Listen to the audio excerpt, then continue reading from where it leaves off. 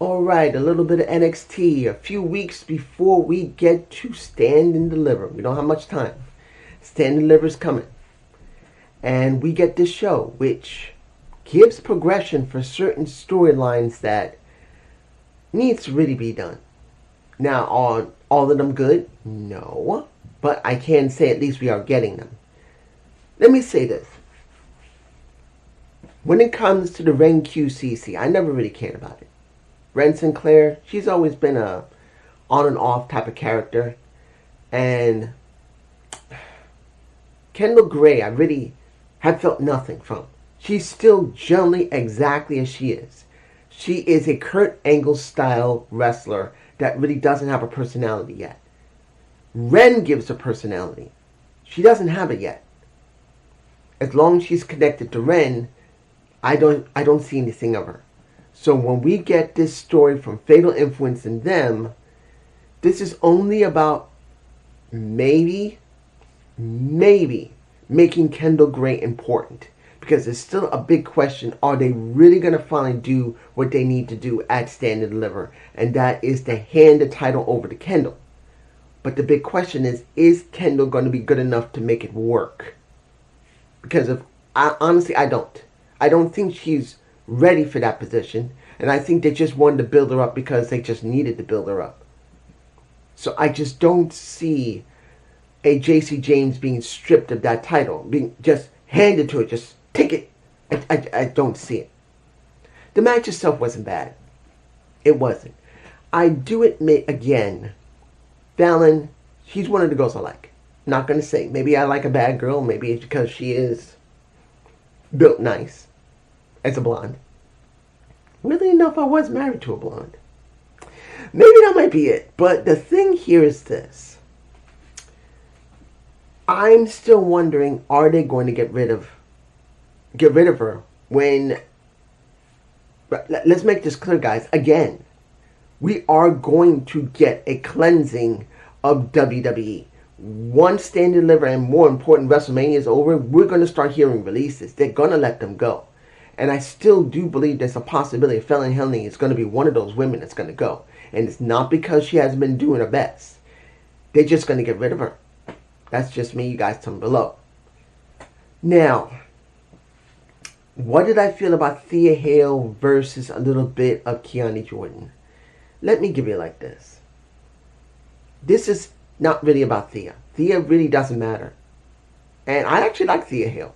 She hasn't done a bad job over the last couple of years working with Chase U, trying to build a character. She's had 2 shots at trying to build a character. The second one was the one that really gave the most personality for her, the most story for her. But she's also another one that's going to be a big question. What are they going to do with her? Are they going to really finally going to move her up to the main roster, or are they going to let her go? Because at this point, she's been in NXT for 4 straight years. 4. She's 22 or 23 years old at this point. And the big question is, what are they going to do with her now? Are they going to keep her another year or 2? Are they going to let her go to the main roster? Or are they going to do what I think they're going to do? They may release her. I don't know. I just don't know which one they're going to do. But seeing that she lost the match to Kiani Jordan, who is obviously going to go up to the main roster, I do not see her getting released. She got into a fight with Miss Parker because of what happened was spoken about before. This is going to be a culmination of Miss Parker and a Kiani Jordan. My belief is that before Stand and Deliver, they're going to get a match at Stand and Deliver. I think that's going to happen. But that's just me. You guys tell me below. Next, the gauntlet match for the number 1 contendership for a little bit of Miles Bourne, the North American champion. Shiloh Hill and Drake started the match. Charlie came in. And then Dio Lennox is another person I'm wondering how long they're going to hold him. Either they're going to take him to the main roster, which to be honest, I don't see. Keep him in NXT, but I don't know if they're going to keep him another year or 2. Maybe another year if he even does that. Or they're going to release him. But once you saw Johnny Gargano come out, and supposing I haven't been watching this story about Johnny Gargano much. but I do know that he generally is just falling off a cliff because he just keeps losing. But his wife has been doing everything she could to convince him, you need to get back onto the horse. And she literally shoved him. On top, I believe it was, who was it? Either, not Charlie Dempsey. Was it Shiloh Hill or Deion Lennox? I can't remember which one. But she shoved him on top of one of them, and I think it might have been Shiloh Hill. And he won the match. Charlie didn't win it, even though he just joined the birthright, which kind of would make more better sense. But since Johnny is Johnny, they're going to do that. I think they should have done that with Charlie. Because if you want to get the birthright over, you got to make one of the prominent people there, Charlie Dempsey, mean something. It's just me. You guys tell me below. Next, the tag tournament. Now, supposedly, Knight and LaFleur were taken out. And Los Americanos. You actually let them go in the tournament. I don't hate them. But I'm like, really? Look, is it Tyler Bates and is it Pete Dunne in those masks? It looks like them, if I remember correctly, because I haven't really paid much attention to them. It's both of them. And instead of doing something with Pete Dunne, instead of doing something with Tyler Bates, make them feel important. Nope, you threw masks on them and then get them to do this, along with Lucha Kaiser. And they win. And I'm like, what? You let the culling job to them. Nico, I believe, Sean Spears is the one who jobbed. And I'm like, Sean, who's supposed to be an original at NXT, that people love, Mr. 10, has been relegated to jobbing to Los Americanos. He really needs to go to TNA. I'm saying it right now. If they release him this year, I would say go to TNA. He would have a better time there. Yeah, he won't get the same money, but he's had good money already when he was in AEW. He's had decent money since he's been in NXT. Not great. And yes, it's going to be a great downgrade because they're not going to pay him a huge amount of money. But at least maybe you'll have more fun. I'm just saying it. It's just me. I'm moving on. The last match. That is Tony D versus Ricky Saints.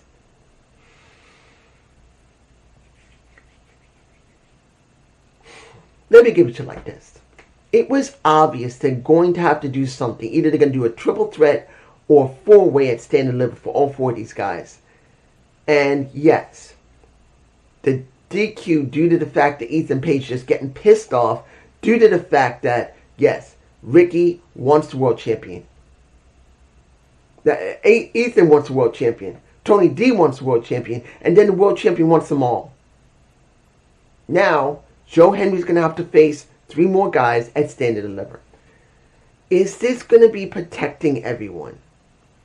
No. But the thing that's getting me is that, is this finally going to be the point where Joe Henry's going to leave and go to the main roster? Because I have this strange feeling by this moment, because he's done well enough that he could actually be moving up. Because I don't see Ethan moving up yet. I don't see Ricky Saints or Tony D. The only one that makes the best sense will be Joe Henry. It's just me, guys, down below. What did I think of the segment of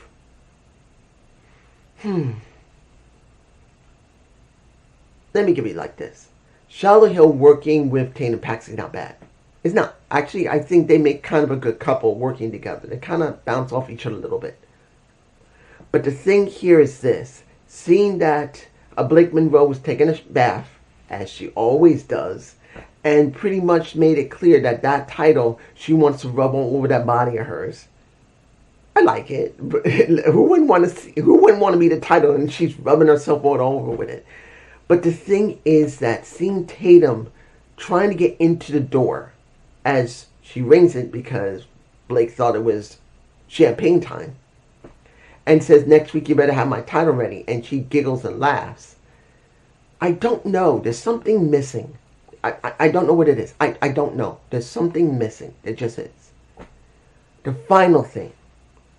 Now, I'm not going to mention anything about Lola Vice. There's no point in it. I don't really care. I know I could have mentioned it when Kendall Gray was talked about, but I'm not going to mention it. I haven't forgotten her. The reason I'm bringing this up is because of what's going on with Kendall and what's going on with Lola Vice. I don't think it's necessary to talk about, but I had to remember to bring it in here, mainly due to the fact I did forget to say it when I was talking about Ren QCC and Kendall. That's my mistake. I didn't want people to forget. But right now, the most strongest women's story, the strongest, because Kendall Gray is not strong enough for JC James or Lola Vice. It's this. This is one of the most detailed stories I think WWE has had in quite a while. And I'm not saying it's the greatest story they've ever produced, but it's the most well built, because the only story you've had that had any story behind it and any strength was AJ Lee and a little bit of Becky Lynch. But since AJ went away for a few months, finally came back and then won the title, she doesn't feel important. She just doesn't. I'm sorry, she doesn't. And I like AJ Lee. I do like AJ Lee. But this is the only real story you can see that means something. I know you're going to say, well, what about Asuka? What's going on with Kairi Sane? No. No, it just doesn't feel as important as this, because it doesn't feel as well developed as this. You get Soruka getting in the ring. She is upset because of Zaria, and she wanted to make it very clear that she was willing to be selfless, giving to Zaria, making sure that she was always there by her side. And she made it very clear, because of how you betrayed me, and now knowing that only thing you ever wanted was about yourself, I'm going to give you what you want. I'm giving you stand and deliver. Me versus you. Then Soul comes out. No, not Soul, but Zaria comes out. My mistake. Let me give you like this. I think the reason I botched here is that at first you get the fans kind of being in Soruka's corner. But once Zaria came out and they heard how Zaria talked, oh yeah, Soul, and then, oh yeah, Zaria. And you see the stark difference of who they want to be the heelish and who they want to be kind of a face. Now, understand, Soruka is a face. And they're trying to make Zaria the heel here. But legitimately, they kind of be interchangeable, because they kind of screwed each other. Let's make it clear. The way Zaria talked, I'm kind of in the Zaria camp, because you could see, if you watch this for almost 2 years, you could see that Zaria had no interest in being Zaria. As she said when she got into that ring, she never went into the ring as Zaria. She went into the ring as Soul's partner. That's all she cared about. She's protected Soul. She's been there for Soul. She loved Soul. She was willing to do everything she could to defend her. And the key here is defend her, because that's what she's done. That's all she's done, is protect and defend Soruka. And when you see Soruka going back, only thing Soul's ever done was made sure that her friend was by her side every single time. But that's where the disconnect for many people are going to be, because who was doing the more the heavy lifting in the storyline, in the story between each other? Was it Soruka always having a friend there, or was it Zaria always protecting her friend? Because if you're going to be honest here, if you're seeing it objectively, the real heel is Soruka, because she has made sure that Zaria was always there. Always there.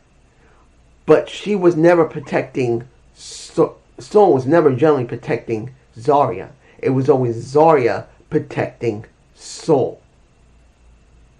Even when her arm was almost about to get ripped out of her shoulder by a little bit of JC James, the one who protected Soul was Zaria.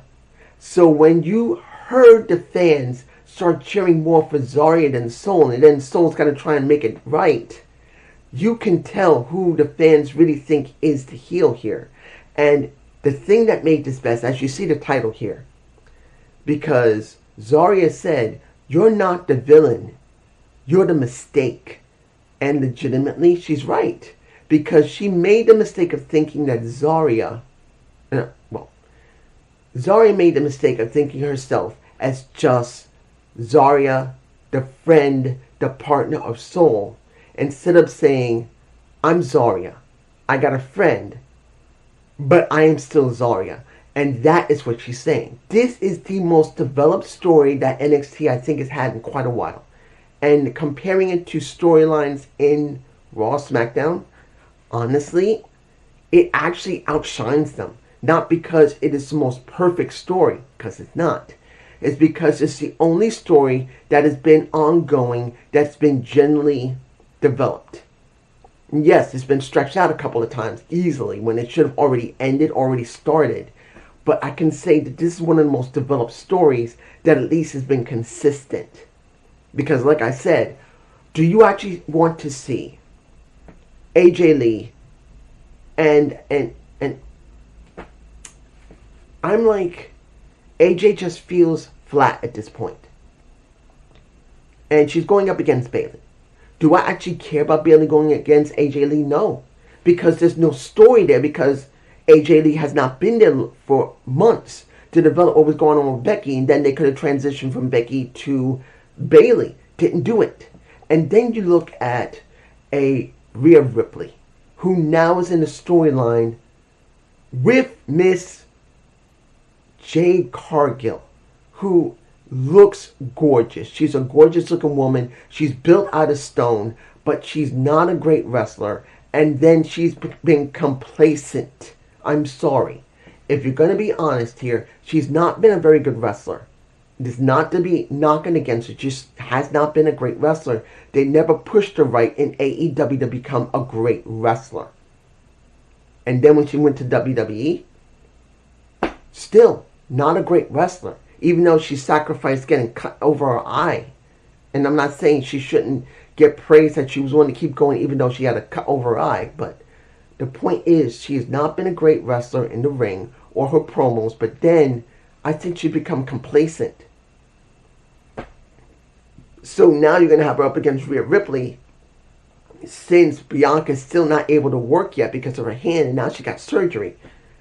I don't care. I just don't. Rhea Ripley can go up against someone else. Then I would rather see her work with Bayley than work with Jade Cargill. I would rather see her work with AJ Lee than work with Jade Cargill. But we're not going to get that. So what do we have? The only story of any women in all three brands. And I know I can say AAA, but I don't watch AAA. This is it. But this is just me. You guys tell me below. I hope you enjoy this NXT review. Please give me a comment below. This is the only story we got. Let's just hope they make it right. Peace.